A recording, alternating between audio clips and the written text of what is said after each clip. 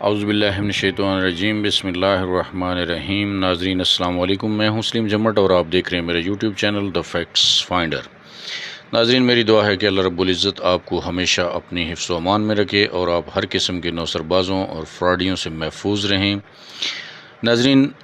جیسا کہ آپ کو معلوم ہے کہ ری فنڈ کا پروسیس چل رہا ہے اور ہر طرح سے کوشش کی گئی کہ جلد از جلد ری فنڈ کا جو آپشن ہے اس کو فرسٹ فیز کو کمپلیٹ کیا جائے۔ اس میں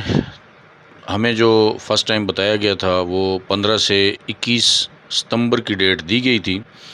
تو اس پہ کافی مشاورت ہوئی اور جیسا کہ میں نے پہلے بتایا تھا کہ ہماری تیاری مکمل تھی کسی بھی قسم کا لیگل ایکشن لینے کے لیے، لیکن بہت سے دوستوں کی مشاورت سے پھر یہ طے پایا کہ 21 ستمبر تک جو ٹائم ہے وہ ہمیں دینا چاہیے۔ اس کی وجہ یہ ہے کہ کچھ قریبی حلقوں سے ہماری بات چیت ہوئی اور ان سے یہ بات پتہ چلی کہ 15 سے 21 تک جو ہے وہ انشاءاللہ ری فنڈ کی جو رقم ہے وہ واپس مل جائے گی۔ تو اس لیے ہم نے یہی متفقہ طور پہ طے کیا کہ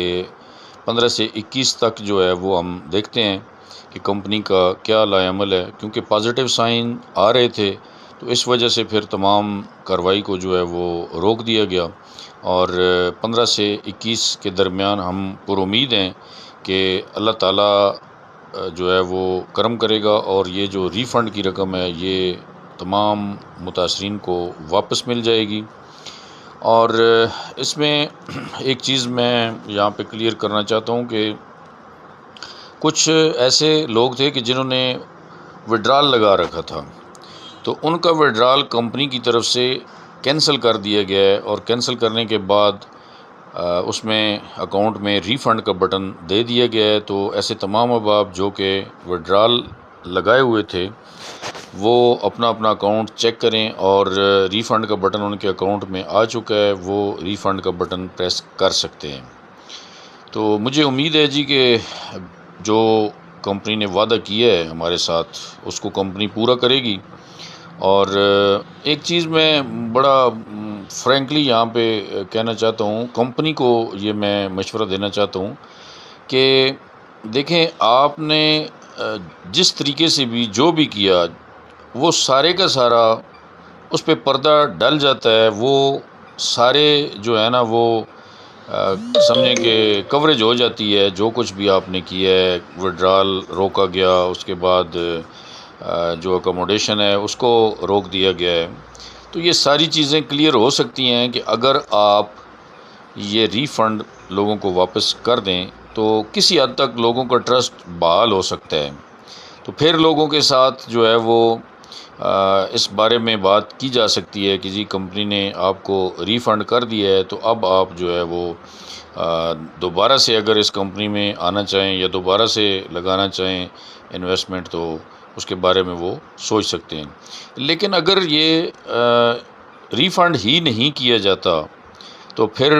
کیا مستقبل ہے؟ وہ مستقبل میں نے پہلے بتایا تھا اور میں دوبارہ یہاں پہ ریپیٹ کرنا چاہوں گا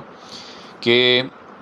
مستقبل پھر یہ ہوگا کہ پہلے لوگ ڈھونڈتے تھے یہ ایویڈنس کہ کہیں سے ہمیں یہ پتہ چل جائے کہ یہ کمپنی سیف الرحمان خان نیازی صاحب کی ہے تو ہم اس میں انویسٹمنٹ کرتے ہیں، اور اگر یہ ریفنڈ نہ کیا گیا تو انشاءاللہ یہ میری پریڈکشن ہے کہ پھر انشاءاللہ لوگ ایسی کمپنیاں جس میں کہ سیف الرحمان خان نیازی یا ان کے جو بھی حواری ہیں ان کا جب بھی نام آئے گا تو وہ ایسی کمپنیوں سے لوگ بھاگیں گے۔ تو یہ وقت دور نہیں ہے، ٹھیک ہے۔ میں نے ایک جملہ استعمال کیا تھا کہ اگر یہ ری فنڈ نہ دیا گیا تو سمجھیں کہ آپ نے اپنی قبریں کھود لی ہیں۔ تو اس میں بعید نہیں ہے، یہ بات بالکل اچھی طرح سمجھ لیں۔ اگر تو قبر کے تو نزدیک پہنچ ہی چکے ہیں، یہ جتنے اوپر بیٹھے ہوئے ہیں ہمارے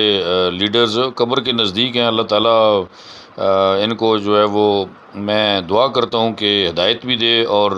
اگر ہدایت ان کے مقدر میں ہے تو ان کو ہدایت ملنی چاہیے، اور صحت و سلامتی بھی ملنی چاہیے۔ اگر ان کو ہدایت نہیں ملتی ہے اور وہ ہدایت کے طلبگار نہیں ہیں تو پھر اللہ تعالیٰ ان سے خود ہی حساب لے گا، اور قبر کے تو وہ نزدیک پہنچے ہوئے ہیں، تو پھر وہ لازمی بات ہے کہ اپنی قبر کو خراب کریں گے اور اپنا ہی نقصان کریں گے، کیونکہ یہ پیسہ سب کچھ نہیں ہوتا، پیسہ آپ نے ساتھ نہیں لے کر جانا ہے، کوئی بھی پہلے نہیں لے کر گیا ہے۔ تو جتنا آپ پیسہ کمائیں گے، جتنا آپ اس کو سنبھال کے رکھیں گے اور لوگوں کے ساتھ دھوکہ فراڈ کریں گے، تو یہ سارا آپ کے لیے وبال جان ہے، یہ آپ نے بھگتنا ہے۔ اور یہی پبلک جو ہے وہاں پہ جو اتنے لمبے چوڑے دعوے کیے جاتے تھے کہ جی ہمارے ساتھ 6 لاکھ پبلک ہے، تو یہ 6 لاکھ لوگ جو ہے وہ آپ کے گلے کا توق بنیں گے جا کے، اگر آپ نے ان کے ساتھ مزید دھوکہ اور فراڈ کا کوئی سوچا بھی تو اسی کے ساتھ اس دعا کے ساتھ اجازت چاہتا ہوں کہ اللہ تعالیٰ ان کو یہ توفیق بخشے کہ جلد از جلد یہ لوگوں کی کھوئی ہوئی رقم جو ہے وہ ان کو واپس پہنچا دیں۔ اور کچھ لوگ یہاں پہ میں ایک چیز ایڈ کرنا چاہوں گا کہ کچھ لیڈرز کا کہنا یہ ہے،